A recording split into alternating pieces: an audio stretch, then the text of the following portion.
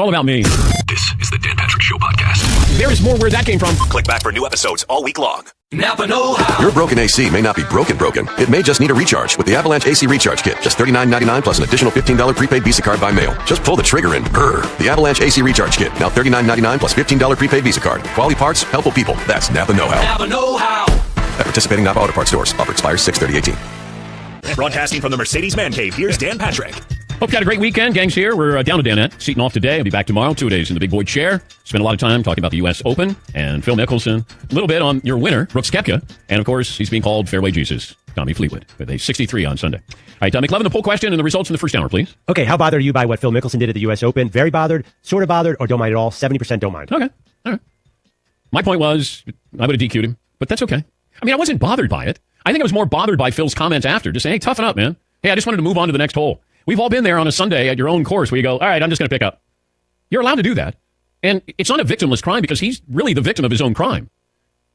But it's not a team that, is penalized here. It's just him, and he gets humbled, embarrassed by it. But I think we've all been in that situation. But that's all right. I would have just said, Phil, you know what? Get some nice parting gifts. Thanks for playing, and we'll see you next year at Pebble Beach. And that would have been it. Just move on. If you'd like to get in touch with the program, 877-3DP Show, our Twitter handle at DP Show. Jordan Schultz covers the NBA for Yahoo Sports, has some information, some interesting tidbits leading up to the draft. Also with the Kawhi Leonard wanting out of San Antonio. I wanted to read something here about Kawhi Leonard, and this comes from Bleacher Report, and this is Ken Berger. Ken Berger writing about the possibility of maybe LeBron James and Kawhi Leonard getting together. Now, the final moving part, according to Ken Berger, would be the Spurs, the franchise that's had a stranglehold on modern-day NBA greatness until the Warriors came along. Are R.C. Buford and Greg Popovich going to gift-wrap their franchise player and send him to the Lakers of all places? Is Popovich going to stand idly by while the evil empire in Hollywood builds the next NBA super team at the Spurs' expense? And then he ends his column by saying, don't bet on it. Yeah, I'm right there with him. What am I getting from the Lakers? Where I go, okay, I'm going to give up one of the top 10 players in the NBA. Maybe even higher than that when he's healthy. But Kawhi Leonard, reportedly, nobody's heard from the guy. He's there's this Sphinx-type feel to him. He's an enigma. Like Kawhi Leonard... has anybody heard Kawhi Leonard interviewed? I haven't. Not once. And then even when he was working out in New York, I never saw TMZ stalking him, waiting for him to come out. All of this, it's just a big mystery here with Kawhi Leonard. But if I'm the Lakers, what am I giving up? I'm going to get Kawhi Leonard, what am I giving up? Am I assured that Paul George is coming here? And if LeBron goes there? Now, do you have to give up something for LeBron James? So we can look at this and go, this is our fantasy team and we're building it. But you have to deal with the reality of, are the Spurs going to say, here's Kawhi, give us Brandon Ingram, Lonzo Ball, and a draft pick? Well, you're gonna lose Kawhi anyway, so we're gonna give you something in return. First of all, how long would Greg Popovich last with LeVar Ball hovering over Lonzo Ball? A day? And at this age? No, not gonna happen. Can't see that. Brandon Ingram's a nice player. I just can't see the Spurs going, yep, all right, here you go, Los Angeles. Hey, Magic, we're gonna gift wrap this for you. Cavs are gonna be interested. Celtics interested. Knicks are gonna be interested. I mean, why wouldn't you be? Everybody's gonna kick the tires on this and just say, all right, what's it going to cost us? We know we're gonna have to spend $200 million on this guy. Man, I want to know where his head is. I want to know if he can handle all of this stuff. Can you be the man? Because eventually LeBron retires, or eventually you take over if that's the case, if you're going to be on the same team with LeBron. Because Kawhi would have ascended to the throne before Paul George would. Now, can you handle all of this? Where you're interviewed constantly? It's Los Angeles. San Antonio, you can hide.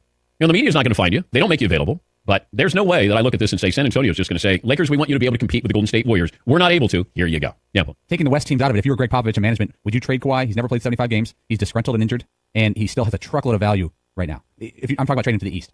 If you were Popovich, what would you want? I would not have him in the Western Conference. No, but would you trade him or try to keep him, rehab his situation? He doesn't want to stay there. So I don't know if you have a choice in that. It feels like he's made up his mind, and this is beyond repairable, and now you're going to trade him. But I would look and see. Celtics have a lot of young talent there. I'd certainly knock on the door and say, if you're interested, this is what we want in return, and we're going to start with Jason Tatum, and then see if they get your attention. Yes, McLevin. I still feel like Luka Doncic or a top pick is such a no-brainer for Popovich to start over because he can move so fast and get guys into his system. DeJounte Murray, people love this kid. Okay, but where's he sending him to? He's going to send him to Sacramento for the number 2 pick overall? Or, Atlanta or Memphis or one of these teams sort of punish Kawhi in one step and get a high pick instead of even a Jaylen Brown. I'm not sure. Yeah, but do you realize how long it took Kawhi Leonard to be Kawhi Leonard? It took 4 years. Nobody knew who he was. Well, maybe some of these other guys are more farther along. Yeah, I think everybody just ran with it like, okay, he wants out. Maybe he goes to the Clippers. Even then, we're coming up with trade scenarios there. But you got a coach in San Antonio, Greg Popovich, who's going to be 70. How long is he going to stay? And are you more likely or less likely, depending on what you get, to stay? Because he might look at this and go, I don't want to put up with this anymore. But I think this is the first time we got to see that there was stuff going on in San Antonio that we'd never heard of before, just like New England with the Patriots, that there's stuff going on. And then all of a sudden you hear, hey, it's not fun to play there. I'm going to guess it wasn't fun to play in San Antonio, but it was fun to win championships there. Same with New England. And you have a difficult coach, brilliant coach, great front office. You have star players. They play well, big stage. And then everything seems to be great. It's the Patriot way. It's the Spur way. And then all of a sudden you realize, they're a lot like all these other teams. It's just they win. They win a whole lot more. All right, 877-3DP Show. Email address, dp@danpatrick.com. Brooks Koepka, by the way, back-to-back U.S. Opens. World Cup, Mexico beat Germany. Tom Brady and Oprah Winfrey chop it up. I didn't really get anything out of that. And it feels like this is one of those post-playing, brand plays with Brady. Like, hey, I'm closer to retirement than farther away from it. Yeah, Tom, you're 41. I'm guessing you're really close to retirement. Like maybe 1 or 2 more years. This felt like one of those where you go, hey-oh, maybe we could partner up, you, me, and Giselle, and healthcare products, beauty care, how to change your life, food, books. Right, you got some Oprah with Tom Brady? Here we go. Of course. Right. Have you thought about what happens after football for you? I think about it more now than I used to. Yeah. I think now I think that I'm seeing that there's definitely an end coming sooner rather than later. Mm-hmm. What does that end look like? Is that 43? Is it 45? Yeah. Is it... As long as I'm still loving it. As long as you're loving it, you're going to do it. Yeah, so as long as I'm loving the training and the preparation, willing to make the commitment. All right. So Tom is closer to retirement than further away. Because I'm going to guess he's going to play maybe 2 more years. Maybe. Yes, for 2. He also broke out the news that he loves his family and that his kids give him a better perspective on when he loses. It doesn't take it quite as hard because he has his kids to help him get out of it. Yeah, all right. No, that's courtesy of Oprah Winfrey Network. Yes, McLovin. I don't want to call out Tommy, but You I love are? the fact that his kids are now like 6, 8, and 10. Now he wants to jump in. So he missed all the hard parts. Anybody, 6, 8, and 10 is a blast. I have 6 and 7 right now. Easy peasy. Wait, are you accusing Brady of skirting his duties? I'm saying diaper yeah. duties. Yeah, basically he wanted no part of the diapers. He's like, yeah, let me focus on the Steelers next week. And now that the kids are really, really fun. Is Brady a system father? Perhaps. Mm-hmm. Anybody could be a father after 5. It's 0 to 5 when the real hard work is. Yeah. Yeah. Paul. More Super Bowl rings or nannies in the Brady household? It's got to be close. There's 2 full-time people. You guaranteed. So 5 rings? 5 rings. He's had to have, and they probably use the phrase au pair because of Giselle. Do you think that they have 2 nannies per child? And maybe a tag team? Does he have 3 kids? I think 3. I'm saying 2 nannies. Well, does he have 3 and then he has the... That's two with Giselle? Giselle, I believe, and 1 with Bridget Moynihan. Yeah. Okay. 2 nannies and a chef, easy, on the staff. Would you rather have Tom Brady's career or Oprah Winfrey's career? I'm going to go because, it just continues to grow. I think she's 3 spins on the $1 billion mark. So I'd go Oprah there. She's not retiring. So I'd probably, McLovin. Okay, so everyone's giving Oprah credit for getting something out of Tom that other people couldn't necessarily get out. It wasn't like the most complex question. So what do you see? What did she get out of him? That people are saying that she got more out of retirement talk out of Tom and got him to open up on a number of topics. He was pretty open with her. He talked about Belichick, he talked about everything. He was, I don't know, people are saying that he talked more frankly about retirement than he would with a sports reporter. I would put my interview in the Super Bowl with Brady up against this and not even flinch. If you got to see the whole thing when I sat down with Brady for 45 minutes and the PR person said that's as good as Brady's ever been. We've asked if NBC would free that up because I wanted to play that in its entirety. This is after the Super Bowl. I thought it would been great to play it on Monday or Tuesday after the Super Bowl. But I think he understands now that the end is near and he doesn't have to. I don't think he's as evasive as he used to be. And I do think, and I've said this before, I did an interview with Brady for the back page of ESPN the magazine. And it was just meant to be lighthearted and fun. And he's one of the best interviews I ever did because he was so off the cuff and so lighthearted. And I even said to him twice, "Are you sure you want to say that?" And he even said, "I don't know. Do you think I should?" And I go, "Well, I wouldn't, given what this interview is all about. But if you want to," and he goes, "Yeah, you're probably right. I shouldn't say that." Because it was not a gotcha interview when I did that. When I had sat down with him at the Super Bowl, talking about him and Belichick and last time you were nervous and, just a lot of different things, I thought he was extremely revealing. And it wasn't necessarily because of me as much as I think in that moment, I just caught him when he was ready to talk. He didn't tell me anything in the Oprah interview. I didn't come away going, "Oh, my God." Yes, Paul. What if Oprah went the other way? Instead of life questions, it's all football questions. Like, what's going on with Matt Patricia leaving? What's the defense going to be like this year? How are you going to deal with Edelman's injury? Like all hardcore football questions. Yeah. He's not ready for it. And it's not that Oprah can't do these interviews. She's done these interviews. She's gotten a lot of things out of a lot of different people. Lance Armstrong, she did a great job. She went right at him. But I didn't think this was revealing. It was just Brady sitting down with Oprah. I mean, that anything that's said there, it's going to be a bigger deal. Yeah, McLovin. Yeah, and you don't have to compete with Oprah here. I mean, you're both legends of the game here. You and Oprah, you guys are, we're contemporaries. Yeah, you're a huge Oprah fan. I am. What she built, absolutely. Yes, absolutely. I'm just saying, I didn't think the interview was great. I didn't think there was anything that was like, wow, that's really impressive. Like, there were times when Brady was interviewing, when he was answering the questions prior to the Super Bowl, I went, man, he's really, he's giving me an answer. Like, there's thought that went to it, and it's something I hadn't heard before. But if he doesn't want to play, then you don't get those answers. What's your sense of how much longer? Because you had said that you thought that if he won, I thought that he would have retired. So you think it's this year, maybe? I think if he wins one more, he retires. And if not, then maybe he's there for 2 more years.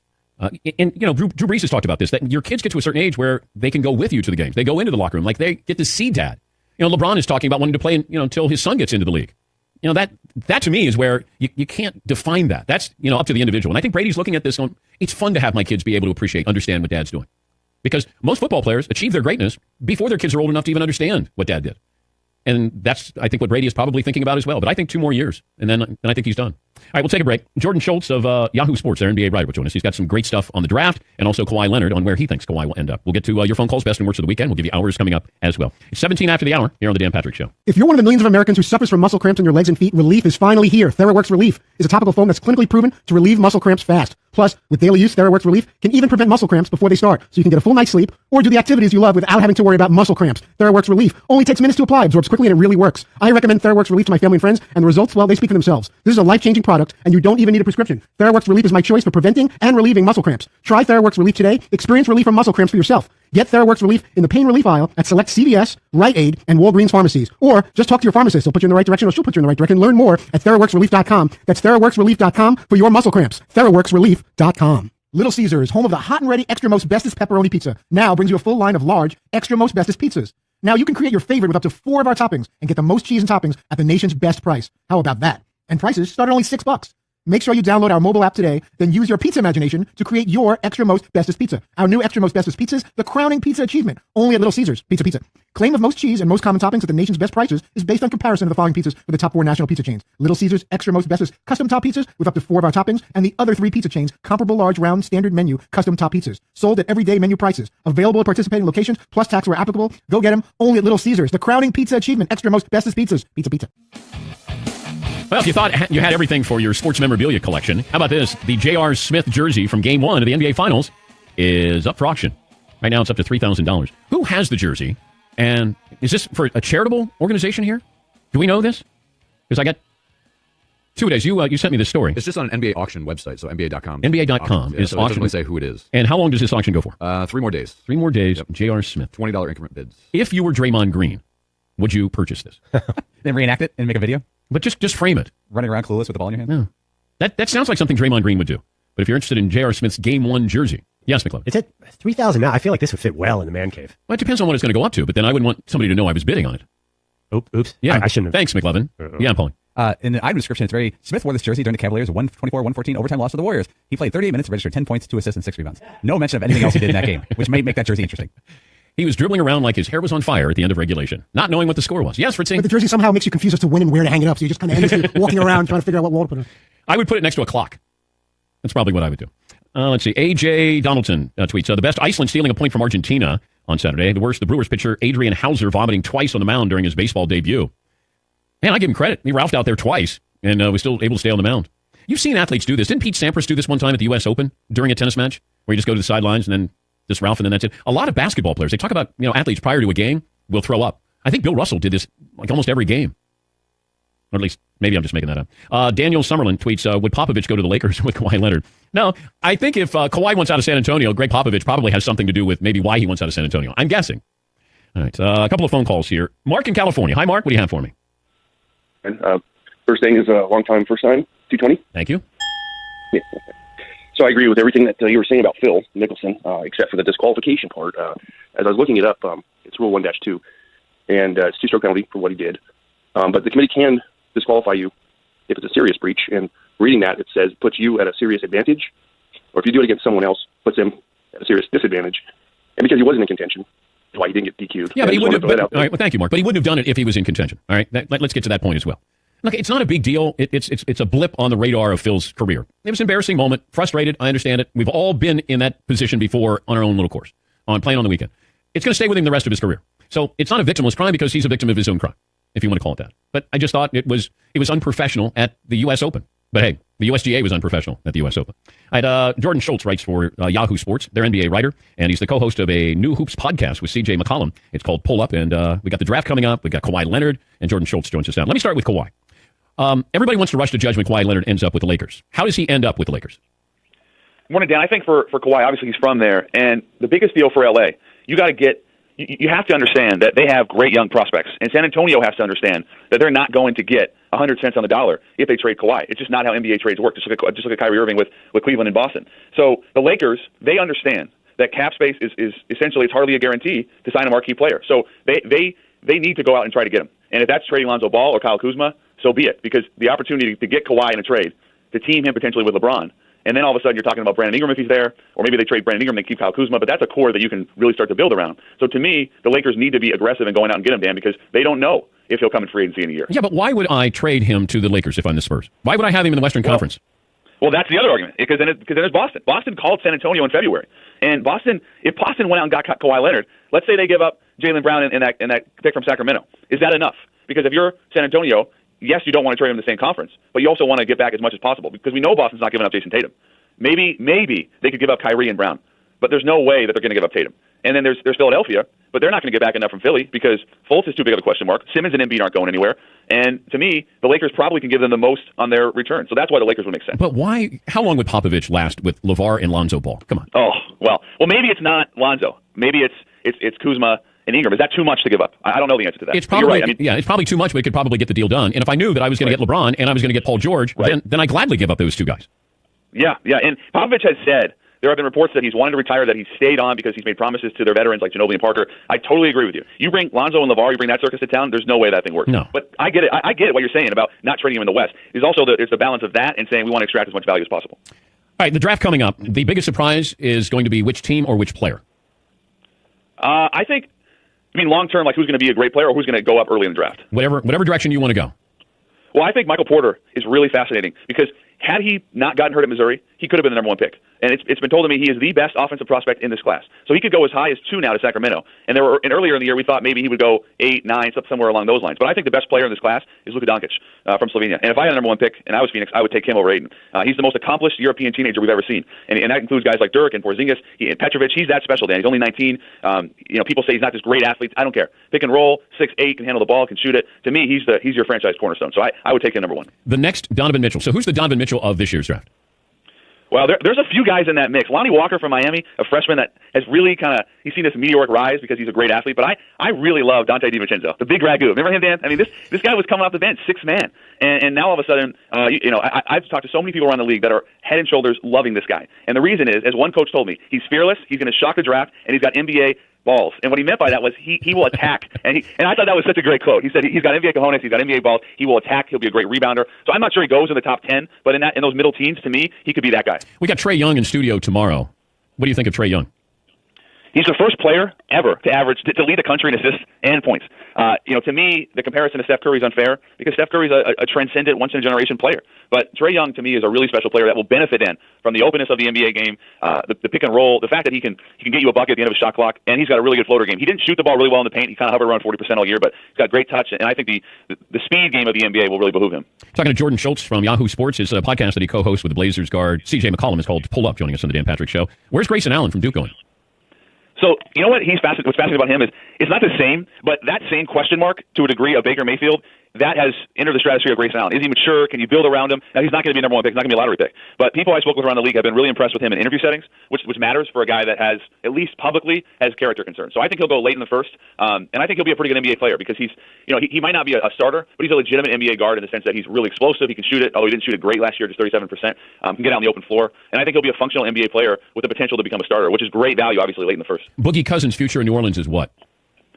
I don't think he's a Pelican long term. And the reason I say that, before he got hurt, there was no question they were going to re-sign him to a 5-year max. Then he gets hurt. Davis plays like an MVP. They sweep Portland, and they even gave Golden State some fits. I mean, they got hammered, but they gave him some fits in a couple of games. And that's, to me, the reason why. And I think Cousins, there's two options for the Pelicans. They can let him walk, which I think would be foolish, or they can maybe give him a 2-year deal, almost like a prove-it deal, and see how he does. But I don't think there's any way at this point they can give him that long-term deal, given how well they play without him.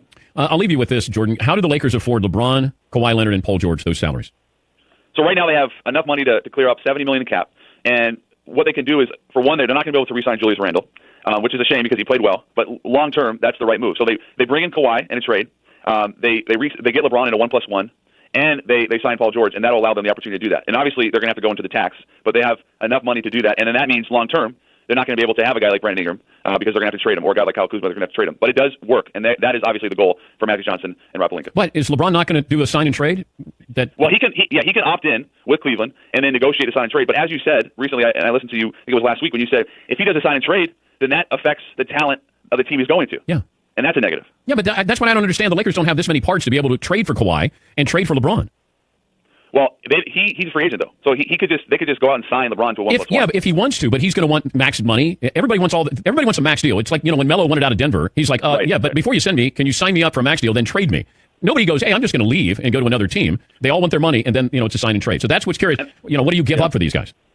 why then in that situation, then they might not be able to keep any of those guys, Kuzma, Ingram, Ball, and I think Ball they're not committed to at all long term. But I will say that LeBron early in his career, he took a pay cut. He wasn't the highest paid player on his team. Then he made it clear, I do not want to take a pay cut. And to your point, I don't think he will take a pay cut. So if he opts in and they sign and trade him, then all those young prospects are gone. But if the opportunity is to get Kawhi, Paul George, and LeBron, how could you not do that if you're Rob Pelinka? Yeah, I'd give up everybody. I mean, everybody. Yes, yeah, absolutely. All right, Jordan, I know you got a busy day. Thanks for joining us, and we'll talk to you before the draft. Thanks, DP. All right. It's Jordan Schultz, Yahoo Sports NBA writer. Yeah, we look at this and we want it to happen. We want to see if there's another super team that can be built. But I'm not a capologist, and I don't want to play one on radio either. But trying to figure out, LeBron says I'm not taking a pay cut. If these guys really wanted to play together, LeBron and Paul George would just say, hey, we're coming to L.A. Money be damned. We'll eventually get our money. Because Kawhi, you're going to have to trade for. And then that way you can give up a couple of these younger kids. If that's what you want, then you can have it. I just don't think that's feasible. And I don't see the Spurs saying, here, Lakers, here you go. Even though you give us a better deal, I don't know if I want to benefit a team that's trying to build a super team. I just don't see that. All right, we'll come back. More phone calls, our best and worst of the weekend coming up right after this. Hey, listeners, just wanted to take a minute to thank all our great sponsors and all of you great listeners for supporting this podcast. We certainly couldn't do it without either of you. And I wanted to remind you that you can support our sponsors by going to our show page at podcast1.com, clicking on the Support This Podcast button, and there you will see all our wonderful sponsors that help make this show possible. Thank you for downloading, subscribing, and of course, supporting. And now, back to the show. Here at Podcast One, we love hearing from you. We read every tweet and comment you send our way. So don't miss your chance to take our summer listener survey. Just go to podcastone.com and click on the survey banner, or go to podcastone.com/mysurvey. It only takes a few minutes, and it gives you the opportunity to make a direct impact on your favorite shows. Tell us how you really feel so we can get to know you better. We value your thoughts and participation. So check out the survey at podcastone.com/mysurvey, or click on the survey banner on podcastone.com. Stay tuned for 60 seconds of AP News headlines right after this podcast. Let me see. Ethan in North Carolina. Ethan, what do you have for me today? Hey, Dan. First time, long time. 5'2", 83. All right. Glad to have you. Ethan, how old are you? 12 years old. All right. Are you done with school? Yes, sir. All right, great. Well, we're glad to have you. So you have a best and worst for us? Best and worst. Best was probably getting donuts this weekend. Okay. And worst, I don't even know. I had a good weekend. Okay. Well, Ethan, thank you. And don't be afraid to call in again. We appreciate that. We should have more calls like that. All right. Thank you, Ethan. All positive from Ethan, who's 12 in North Carolina. Waited almost an hour to tell me that he had donuts this weekend. I mean, you don't get them every weekend, Dan. No. And that's nice. It's nice to have some positivity there. Alex in Denver joins us. Alex, let me see you follow that. 5'8", 160. Okay. First time, long time as well. I just have two bets, actually. Well, wait a minute. Alex, how old are you? I'm 33, so much older than Ethan. Okay. Did you have donuts this weekend? I did not, but I did have beer and wings at the Seven Seas. Oh, you did? When was that? Yeah. Last night. I'm actually in town for business and got a chance to walk past the man cave and stop into the Seven Seas. Oh, well, that's nice. Yep. And second best. Yeah. Second best. Found out I'm going to be first-time dad this weekend, so no worse to report, and suck it back row. All right. Thank you, Alex. That's nice. A little road trip for Alex. Stopping by the restaurant down below, the Seven Seas restaurant, beer and wings. Yes, Paul? So the best of his weekend was having a plate of wings and a beer, and his second best was conceiving a human life with his wife. Yeah. He's got okay. Okay. He's got his priorities. Yep. Yeah. I got a stat of the day. Give me Twiddle. Give me the Twiddle version stat of the day, Twos. Stat of the day, stat of the day, stat of the day, stat of the day, stat of the day, stat of the day, stat of the day, stat of the day. The Astros have won 11 in a row, longest winning streak in the majors this year. The longest winning streak by a defending World Series champ since the Orioles won 11 in a row in 1971. They went on to lose the World Series that year.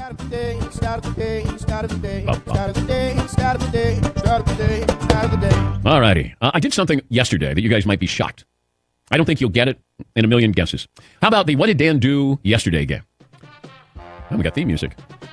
Fritzy, I'll let you start with the first question. Did it have something to do with going to a museum or checking out artifacts? No. McLovin? Well, actually, my first thought was something you didn't do. The two thoughts were, did you skip spin class or did you eat carbs? Those are things I would never expect out of you these days. I skipped spin and skipped carbs. Paulie? You went boating of some type of boating or water skiing. Nope. Nope. This is something health-related I did. Blood transfusion, elective. No. Health-related on a Sunday? On a Sunday, health-related. Oh. Yoga? No. It's something far more extreme. Once again, you'd be shocked. If I did yoga or spin, I don't think you'd be shocked. It's some sort of severe Eastern medicine kind of thing. Not something Eastern medicine. Outdoor rock climbing, like real rock climbing, not a rock climbing wall. No. Fritzy? Yeah, I was going to say that you climbed some kind of mini Connecticut mountain or something. Okay. You ran a 5K. No, I can't run anymore. My entire body was involved in this. Oh, you swam. Nope. Damn. How extreme are we talking here? Just crazy. Extreme temperatures. Sweat lodge? Oh, cryovac. Cold thing. I did the cryotherapy. So you go into this, I don't even know how to describe it, but it's like a small looking shower. And then you wear like a bathing suit or boxers and you have socks on and they give you gloves. And then you stay in there for 2.5 to 3 minutes and it goes to 200 degrees below zero. And you're in there and it freezes you. And then you get out and your body temperature is supposed to be around 40 to 45 degrees. and it's supposed to help inflammation. As you guys know, I have terrible inflammation. And so my wife, this is my Father's Day gift. I got a B12 shot, and I got to go into cryotherapy for 3 minutes. How did it feel immediately when you got out and 24 hours later, the cryotherapy? It felt good immediately, but I have not had any benefits, 18 hours later. But, B12 shot, and it's, cryotherapy. Yes. Did you come close to tapping out? Is there a warning button or a safe word? No, there's somebody right there with you when you're doing it. It didn't make you cryotherapy? Oh, I see what you did. Cryogenic? I did not. I didn't cry out for help. Yes, McClellan. As the time is running out, are you just like counting the seconds? Is every second you're in there more painful? No. I've been in one at an exhibit just for 3 seconds, and I had to get out. It was terrible. No, it's fine. Fine? Yeah, I was good. I probably could have done another minute in there. What? Yeah. But you have gloves on. They give you mittens, and I had socks on, and then you just go in there. You have a robe on. You take off the robe. You hand it to the woman, and then I said, "Did it start yet?" She said, "Yeah, you're a minute in." And I go, "Oh, well, this is awesome. All right." And then I got up to 3 minutes, and then let me out. Yeah, Paul. I sent a staff cryotherapy challenge so you could stay in there the longest. Well, no, they can't do that. Oh. I think three minutes is the most. They got waivers? No. Do you think any of us, after doing this, would ask to leave before the 3-minute mark? Is it that uncomfortable? Well, Fritzy, just from feeling he gets the most insulation. Claustrophobic. I know, but he would be claustrophobic. I can see what I'm saying. Get me out of here regardless of what the temperature was. But it gets cold. It gets cold quickly, and it's 200 below. And I did that and got my B12 shot. Yes, McClellan. No, I understand it's wildly popular among professional athletes. I saw all the Bradley Chubb, the NFL draft prospect, did it his entire. I think LeBron does it every day. Yeah, even like 22-year-old athletes do it almost every day. I did an infrared sauna for 30 minutes, and then I got into the cryotherapy for 3 minutes, and then I got a B12 shot. Infrared sauna? Yeah, it's once again, all this has to do with inflammation because I have terrible inflammation, and we're trying to figure out how to get rid of it or at least reduce it. And so my daughter said you should try this cryotherapy, and then she explained it to me, and I said, all right, I'll do it. I mean, at this stage, I'll do anything. You going back? Yeah. They suggested to try it 3 times, and I'm going to try it 3 times and see what kind of results. Yeah, Fritzy. Once they stop prescribing it, can you see yourself continuing to do that as far as how pleasurable the experience was? Well, it's not pleasurable. There's nothing pleasant about it at all? No, wait, it's not like a rub. You're sitting in a sauna for 30 minutes, you're there freezing. If it's that horrible. No, but there's nobody in there with me. There's not a masseuse. There's not, what do you think is going on I don't know. here? I have a big expectation. No. There's nothing pleasurable. Fritzy was watching me make me cryotherapy at Showtime the other night. So it's something you just got to endure and hope that it's going to reduce the inflammation. Yeah. But you don't go there and go, I'd like to be pleasured. Put me in the cryotherapy. It's not something you find in the local spa. No, hey, man, I can't wait. You give me that B12, baby. That doesn't work that way. Yeah, I'm Is this the beginning of some sort of Dan Patrick healthcare product, DP12? No. I will gladly follow somebody else. Somebody else can be my Mr. Miyagi, my sensei. But I'm just trying to figure out how to get rid of inflammation, and I did the cryotherapy. I'll do it a couple more times. Yeah, Paul. Are you going to pressure us to do it like Alex Guerrero does with the Patriots? Nope. If you guys want to, you guys can come down, get a B12 shot. Does that work for inflammatory bowel disease? Should I be getting a number and a contact from you? I don't know. It might not be pleasurable, though, for you, Fritzy. That's disappointing. Final hour coming up. We'll check in with the San Antonio Spurs after this.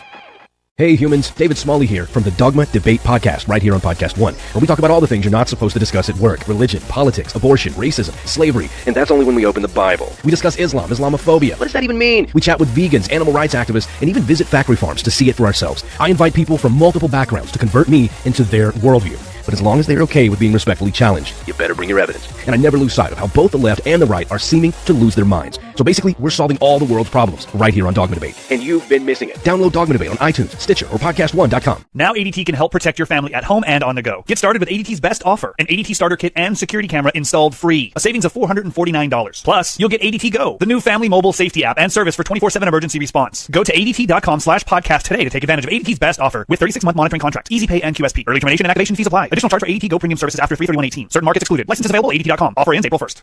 Immigration fight. I'm Tim McGuire with an AP News Minute. House Republican leaders say they will continue working on a comprehensive immigration bill, even as President Trump says lawmakers should wait until after the midterm elections. House Majority Leader Kevin McCarthy says it's important that Congress address the issue now. Congressional Democrats continue to sharply criticize the president. Maryland Congressman Steny Hoyer. He is taking infant children hostage, wrenching them from the arms of their parents. Tacoma, Washington police, using DNA collected from a 12-year-old who was murdered more than 30 years ago, have made a cold case arrest. Police Chief Don Ramsdale says his investigators got the word earlier this week. The lab contacted us with a match between the original DNA and the sample collected from Gary Hartman. The 66-year-old Hartman is in custody, charged with murder of Michaela Ward. She was last seen riding her bike in 1986. I'm Tim McGuire.